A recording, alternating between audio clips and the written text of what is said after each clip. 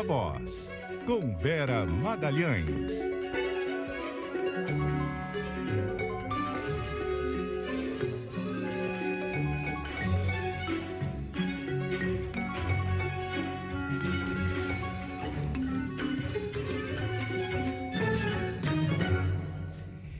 E aí, Vera? Oi, Sardenberg, boa tarde, Marcela, todo mundo que ouve e assiste o CBN Brasil. Boa tarde, Vera. Vera, como sempre, também nas nossas telas. Vera, o assunto é o Arthur Lira, que está sofrendo aqui sendo atacado, digamos assim, em dois várias planos. Frentes, né? Duas frentes, pelo menos, né? Uma que é a investigação sobre os kits de robótica. Houve ali uma grossa corrupção na compra desses kits lá em Alagoas e, ao mesmo tempo, o Supremo Tribunal Federal hoje vai julgar, vai começar a analisar a defesa do Arthur Lira, que é em outro caso já mais antigo, né, Vera? Exatamente, Sardenberg. Justamente quando o Arthur Lira estava crescendo nesse papel de pautar os projetos nacionais e de fazer um contraponto ao governo como aquele que entrega as votações, dizendo que ele inclusive pediu a ajuda do Lula para aprovar a reforma tributária, ou seja, numa inversão aí total dos papéis, ele se vê tragado para essa pauta que é bastante ruim para ele, muito polêmica, que é a pauta daquele deputado do baixo clero que sempre foi ligado à nomeação de cargos, à liberação de emendas, sempre teve uma atuação fisiológica antes de ser um cacique na Câmara, né? Sempre uma atuação muito forte na comissão mista de orçamento, nessas pautas mais fisiológicas. E agora esse passado está chamando, está batendo a porta. Em duas frentes, como você falou. A primeira é que o Supremo retoma hoje, na primeira turma, o julgamento de uma denúncia apresentada contra ele por um caso lá de 2012, no qual um assessor seu foi preso ao tentar embarcar em São Paulo com R$106 mil distribuídos ali no seu corpo, no bolso, em mochila, dentro da roupa, etc.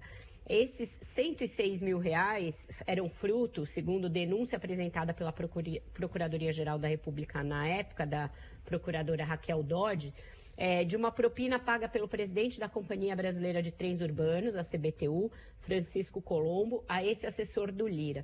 E quais eram as provas que ligavam o então deputado, que não era presidente da Câmara ainda, a esse caso? O fato de que a passagem para o assessor viajar e buscar o dinheiro foi emitida no cartão de crédito do Lira e ele foi citado em depoimento anos depois pelo Alberto Youssef como sendo o operador de propinas dentro daquela estatal.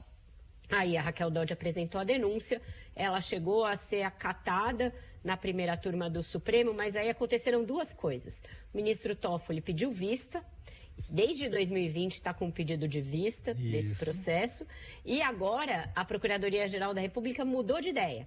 Decidiu que não tem nada contra o Lira, que não tem nenhuma prova contra ele e alterou a denúncia, retirou a denúncia que tinha sido apresentada pela Raquel Dodge. A subprocuradora Lindor Araújo assina essa mudança aí de posição, dizendo que só o depoimento do Alberto Youssef não serve para embasar uma denúncia. Mas, lembrando, tem essa questão do cartão de crédito e tem o fato de que o cara era assessor direto dele. Então, hoje o Supremo retoma esse julgamento porque o Toffoli liberou para a pauta.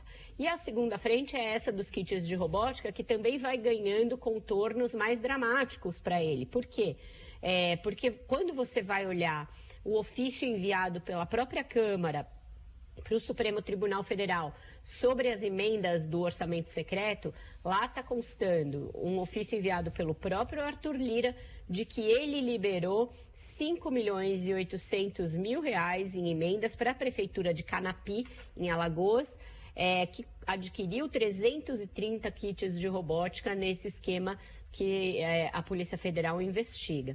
Além disso, quando você considera todos os municípios de Alagoas, o Arthur Lira liberou nada menos, designou 32 milhões, dos quais 17 milhões foram efetivamente liberados para compra de kits de robótica em vários municípios do estado. Então aí é a digital dele como deputado, mandando dinheiro do orçamento secreto para a compra desses kits que estão sob investigação. Então, duas frentes aí que requerem cuidado e que chamam o Arthur Lira para esse seu passado de deputado fisiológico do baixo clero.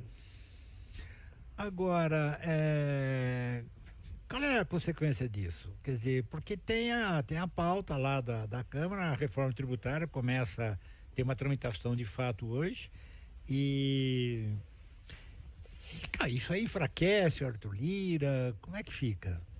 Ele vai ficar com os olhos postos nisso por esses dias, Sardenberg. Eles imaginam, aliados dele, que essa questão do Supremo vai ser possível de reverter.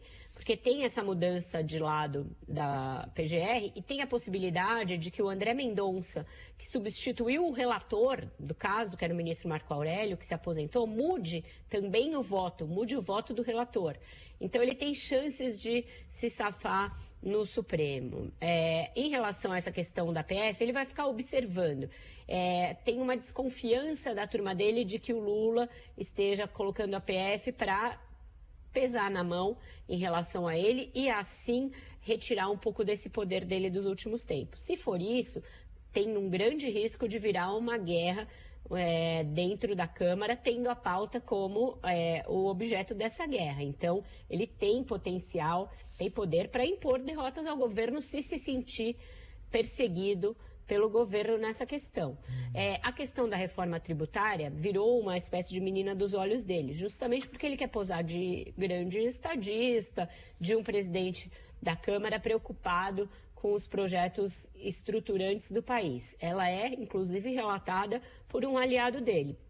Hoje, o grupo de trabalho deve soltar o seu relatório da reforma tributária, mas já tem 1000 contraposições a isso. As prefeituras, os governos, numa prova de que era meio falácia aquela história de que o momento chegou, existe um grande consenso em torno da reforma tributária. Não existe. O prefeito Ricardo Nunes hoje já está falando contra, outros prefeitos na mesma linha.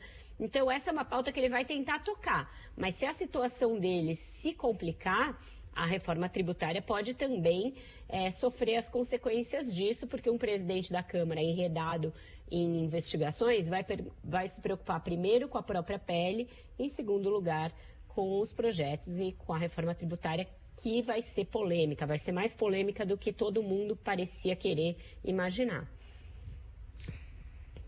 Vera Magalhães, muito obrigado, Vera.